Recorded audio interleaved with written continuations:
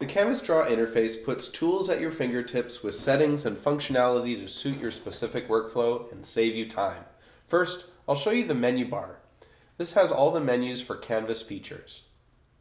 Next, this is the toolbar with shortcuts for common tasks. Next, I'm going to show you two elements that work together.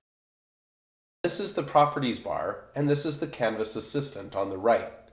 Based on the tool you select, the properties for that tool become available, and the Canvas Assistant provides links and help topics for workflows using that tool. You see, as I select various tools, the Properties bar and Canvas Assistant update to give you control and assistance as needed. Down the right is the Docking bar.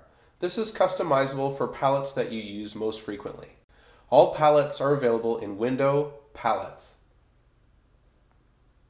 On my setup, I have the document layout showing all the objects in your document, the page navigator for multiple pages, the flowchart tool for creating flowcharts, and the symbol library with symbols you can use in your designs and illustrations. You can tear off any of these palettes and dock them back in.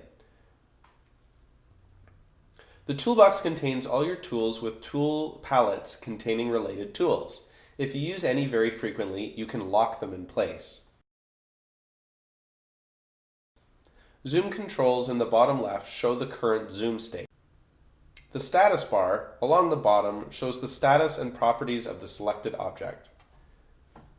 And finally, the layout area. This is where you create your amazing designs and illustrations.